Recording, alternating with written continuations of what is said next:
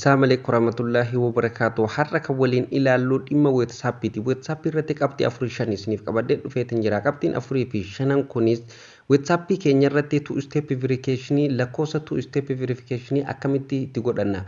Akkuma YouTube irratti two step verification fayyadamnu WhatsApp irratti illee fayyadamuu dandeenya. Akkamitti fayyadamna kan jedhu gar fuulduratti bal'inaan waliin ilaalla. Lakkoofsa keenya illee osoo hin hayyamin namni akkamitti garee keessa nu galchuu danda'a yookaan akkamitti hayyama keenyaan maletti akka namni nu galchuu hin dandeenye godhachuu dandeenya. Inni biraa immoo voice garagaraa kan namni nuuf erge nuuf biraa delete goone jennee WhatsApp keenya jalaan duwwaa jira garuu immoo bakka biratti kuusamee jiru akkamitti argachuu dandeenya. Kanallee bal'inaan waliin ilaalla. Online irra WhatsApp keenya yeroo fayyadamnu online keenya irra jiraatu hiriyyaan keenya akka nu arguu fi akka nu hin argine akkamitti godhachuu dandeenya kan jettanillee kanallee gar fuulduratti waliin bal'inaan ilaalla. Warreen maatii Oxygen Oromiyaa hin ta'in hundi keessanuu subscribe gochuudhaan bakka gurraattii tana addeessan affeerraa kiyya kallattiimaan karaa barumsaa isin dabarsa.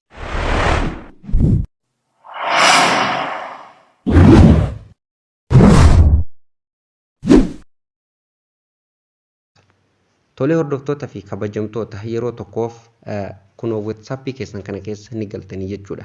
Isa kana argatuu fi sana booda yeroo keessa galtan gubbaa kanarra dhuftanii tuqaa sadeen kanarratti kilik gootu. Sana booda gadi buutanii setting bakka jedhu kanarratti kilik gootu. Sana booda ammallee mee amma tokkoffarratti kan waliin ilaallu voice namni nuuf erge sagalee garagaraa kan namni nuuf erge kan nuuf biraa balleessine kan amataallee haa ta'u akkamitti akka keessatti walitti qabamaa jiru isin argisiisa. Storage and data bakka jedhu kanarratti kilik gootu yeroo tokkoo fi sana booda kunoo akkanatti isiniif gubbaa kan ol dhuftanii manage storage bakka jedhu kanarratti yeroo tokkoof kilik gootan jechuudha.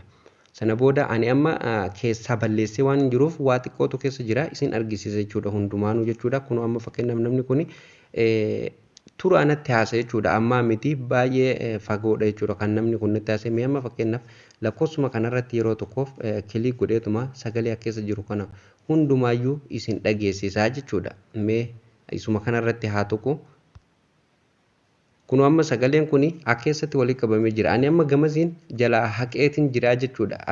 Asiin fidee guutuma isaatti asnaa kaa jechuudha. Kan baatii 5 illee kan baatii 3 4 illee fidee tartiiban as jalatti isinii kaa. Bilbilli keessan yeroo isin fayyadamtan isin harkatti goggogee hallagee isin harkatti hafa jechuudha. Inni kun sababa kanarraa kan ka'e bilbilli keessan isin harkatti hallaguu danda'a jechuudha. Isin garuu achi keessan bilbilli keenya duwwaadha, memooriin keenya full taate jettan kan guutuu waan akkanaa kanaatu bilbila keessan goggosee isin harkatti hambisaa jechuudha. Kanuma wanti WhatsApp irratti yeroo baay'ee namni osoo hin beekin sagalee garagaraa uf biraa balleessine jedhee dhiisaa garuu inni hin badu akka keessatti walitti qabamaa jechuudha. Isa kana amma fakkeenyaaf ol deebistanillee waan duraan dagattan kan nama hincitii namaa kan duraan dagattan akka keessan deemtanii barbaadachuu hin dandeessan. Fakkeenyaaf ol deebifachuu yoo barbaadan isuma kana sakandii takkaaf akkanatti qubaan gadi qabdanii raa'itiitti gootu. Sana booda bakka kunoo sanduuqa kanarratti gootanii sana booda addaan gootanii ol deebifatanii jechuudha. Ani amma ol deebisuu waan hin barbaadiniif mee biruma haa darbu jechuudha. Tole sagalee akkasitti ofirraa balleessuu dandeessanii jechuudha. Quality photo yookaan viidiyoo yeroo namaaf ergitan atattamaan isiniif deemuu didillee akkamitti quality isaa itti dabalachuu dandeessan. Kunoo asirratti photo upload quality bakka jedhu kanarratti yeroo tokkoof ni cuqaastu. Sana booda kunoo akkanatti isinii fida jechuudha. Isin maal gootu kanuma tokkoffaa kanarra kaayattan best quality kan jedhu kanarra keessa. Amma kanatti aansee kan isin argisiisu online WhatsApp akkamitti dhuunfachuu dandeenya. Kunoo amma asirratti private bakka jedhu kanarra dhuftanii jechuudha. Yeroo tokkoof kilik gootu jechuudha. Sana booda kunoo amma asirratti last sign send online bakka jedhu kanarratti ni cuqaastu yeroo tokkoof amma kan gubbaa kanarra everyone irra yoo kaayyattanii namni hundinuu isin argama. Contact irra yoo kaattanii nama lakkoofsa keessan seef godhate duwwaatu isin arga jechuudha. Kan gadii kanarra immoo nama badii kanarra yoo kaattan namni tokko isin arguu hin danda'u jechuudha. Isin duwwaatu argaa jechuudha. Online keessan namni tokko isin arguu hin danda'u. Isa kan gadii kanarrallee kunoo kan macarashaa gadii kanarra kaattanii jechuudha. Isa kanarratti cuqaasanii akkanatti irratti deeffattanii sana booda of duuba deebitu. Amma profaayila keessan footoo isin profaayila WhatsApp irratti hidhatan yeroo WhatsApp keessan nama biratti bahe akka argamuu fi akka hin argamne yoo barbaadan illee kun amma profaayil footoo bakka jedhu kanarratti kilik gootu. Sana booda nama hunda biratti akka argamu yoo barbaadan everyone irra kaa'atanii akka nama tokko biratti hin argamne yeroo nama bira dhaqee profaayilii keessan duwwaa gurraachee akka mul'atu yoo barbaadan nobody kan jedhu kan gadii kanarra kaayyattu jechuudha. Nama everyone irra kaa'adhee jira kanumarra naaf haa taa'u. Sana booda of duuba deebitu ammallee kanatti aansee jechuudha wanti isin argisiisu guruppii kana jechuudha. Namni hayyama keenyan ala akkamitti guruppii arge keessa nu galchuu danda'a fi namni lakkoofsa keenya qabulleen hayyama keenyan alatti WhatsApp keessa yookaan garee WhatsApp keessa kan nu galchuu hin dandeenye godhachuu yoo barbaadan kun amma fakkeenyaaf kan gadii kanarra yoo keessan my contact kanarra yoo kaayyattan namni tokkolleen hayyama keessaniin ala garee arge keessa isin galchuu hin danda'u. Everyone irra yoo kaa'attan immoo abbaan arge garee fedhe keessa isin galcha. My contact irra yoo kaa'attan nama lakkoofsa keessa save godhate duwwaatu isin save godhatanii qabdan duwwaatu garee keessa isin galchuu danda'a jechuudha. Kanallee akkanatti sirreeffatu ni dandeessaniin isiniin jaa hordoftoota kiyya. Nama biloog goone WhatsApp jala akkamitti baasuu dandeenya kan jedhu kunoo asirratti biloog contacts bakka jedhu kanarratti ni cuqaastu jechuudha. Kunoo amma fakkeenyaaf ani amma nama afuriin as jala biloog godhee jira. Kana amma as jala biloog godhuu yoo barbaadan isuma kanarra yeroo tokkoof kilik ni gootu. Sana booda kunoo lakkoofsa isaa waliin akkanatti isiniif baasa asirratti tuttaniituma dan gootanii baafattu jechuudha. Nama jala baasuu waan hin barbaadiniif gara boodattiin deebi'aa jechuudha. Tolee. Two step verification akkamitti cufachuu dandeenya kan jedhuuf kunoo asirratti akkaawuntii bakka jedhu kanarratti dhuftanii kilik gootu jechuudha. Asirratti eega kilik gootanii sana booda kunoo asirratti two step verification jedha change number jedha delete my account jedha. Akkaawuntii keessanillee asiin balleessuu dandeessanii lakkoofsa WhatsApp keessanii itti jijjiirrachuu dandeessan jechuudha. Two step verification akkuma YouTube email san itti sirreeffachuu dandeessan jechuudha. WhatsApp keessanii amma bakka two step verification jettu kanarratti kilik godha. Sana booda kun akkanatti turn on godhinaan jedha. Amma asirratti wanti addaan baasee isin himuu barbaadu yeroon an tarnii kana on godhe jechuudha. Iskiriinni kiyyanni gurraachomaa jechuudha waan viidiyoo waraabaa jiruuf isinitti hin mul'atu. Sagalee naasaatiin isinitti argisiisa. Isin immoo isinitti ni mul'ata. Sagalee kiyya dhaggeeffata akkasitti sirreeffachuu ni dandeessaniin isiniin jedha. Turn on kanarratti kilik godha. Sana booda kun akkanarratti lakkoofsa dijiitii 6 akkanan irratti galfadhu na gaafata jechuudha. Amma lakkoofsa kana lakkoofsa bilbila keessanii osoo hin taane piiniidha. Piinii WhatsApp keessanii qulfii jechuudha. Amma asirratti fakkeenyaaf amma qulfii isaa itti naqaa walumaan ilaallaa jechuudha.